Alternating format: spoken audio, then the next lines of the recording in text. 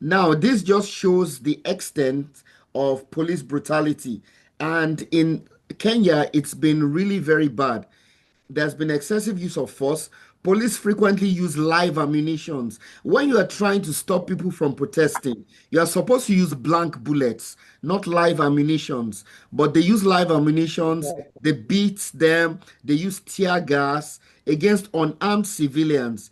And because they are being backed by the government of the day, there's a lot of impunity. Most officers involved in violent actions are rarely held accountable. So it's like Mhm. a culture of lawlessness within the force. And this has been endemic in Kenya, especially under Ruto's watch.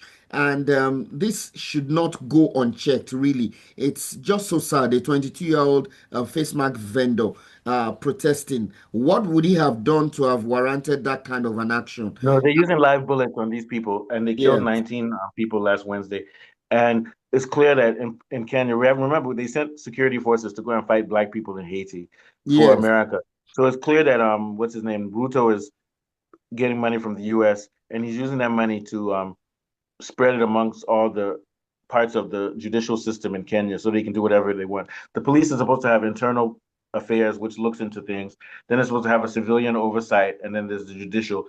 But and it's supposed to balance everything. But it's clear that he's controlling all of it. And then in Kenya, if you speak out against the government in any way, they use pure violence. The police there have been known to act as judge, police, and executioner, shoot people on. They used to do that on the side of the road. I think now because of this shooting of this guy and another blogger who was killed when he was detained, because eyes are on them, they're doing trials and everything to make it look clean. But they'll just use those two policemen who shot him as scapegoats.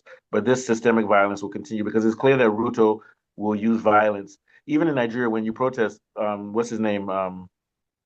Tinubu won't go out there and have you shot. You know, Mm. it'll take a lot. It was only during the anti-police violence. Remember a couple of years ago after George Floyd was killed in Nigeria, they shot. I think they shot live ammunition. But if you try that in Nigeria, area boys everywhere will shut down Lagos, shut down everywhere. But it looks like in Kenya, nobody's there to fight against those policemen, and they can do whatever they want. What do you think, Saeed?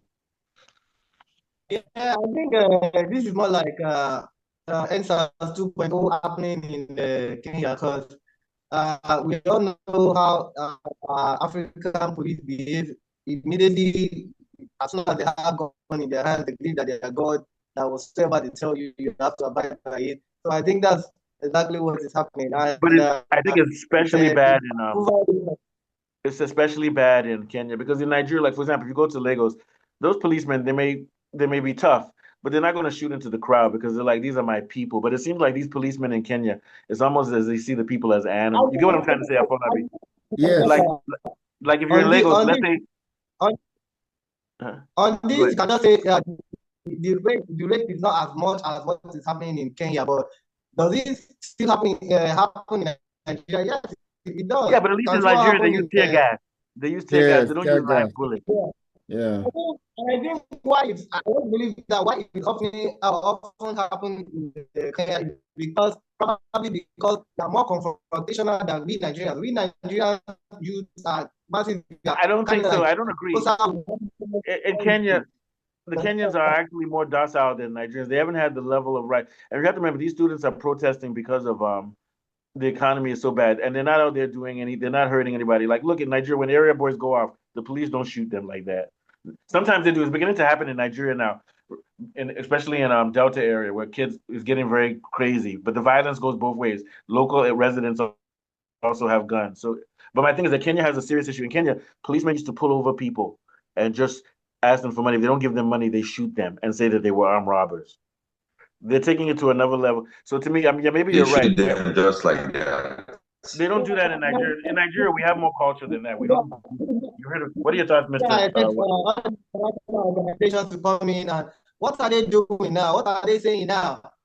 Do they want this thing to get worse before they start coming in? Like by now, if we I don't know, like all these United Nations, they should have sanctioned this Kenya president Yeah, because but no, they did the opposite. why They gave the police United is Nations using gave Ruto ammunition under in Biden. The Texas? United Nations sent Kenyan police to go and fight people in Haiti. So the United Nations doesn't care about peace. They actually are happy not the United Nations, but the Western countries control the United Nations.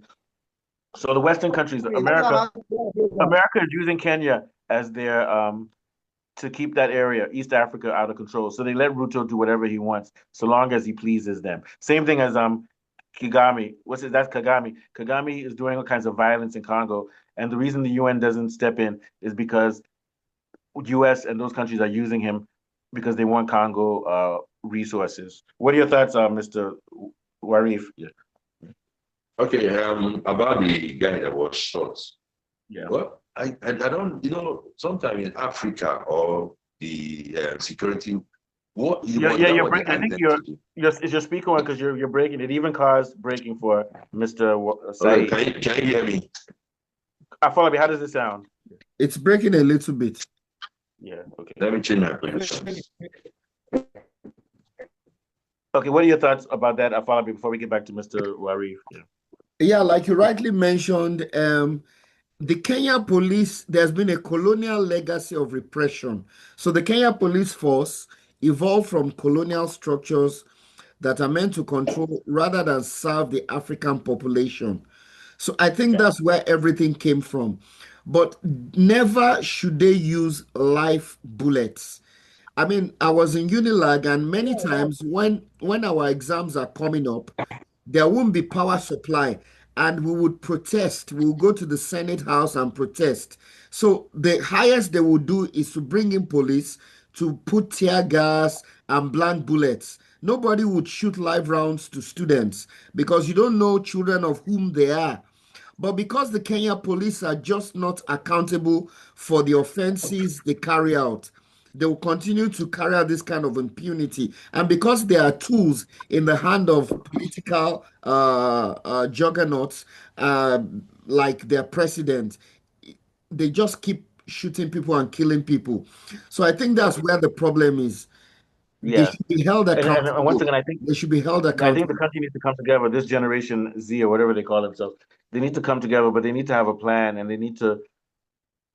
I always say things like strikes, don't go to work, things like that. That's the way you catch the president's attention, and also the labor union needs to get involved. But it's a very complex situation, which we'll have to cover on another day. What are your thoughts before we move on to the next thing, Mr. Warif? Yeah. Okay, concerning the shooting, what we call in Kenya, I don't know why they would shoot somebody that is not armed. I watched some of the video. They were using tear gas. I think tear gas is okay to despite the protesters because those protesters they were not trained with tear gas. So shooting using live bullet on somebody, I think is like that should be murder. And the international community they need to look into it because it's not right. We have right to protest, but using live bullet on human being. But you see, one of the issue with African countries or most African countries that the security personnel they are loyal to these politicians and also they are suffering. Yeah. Instead of you to at least you don't just attack the protesters.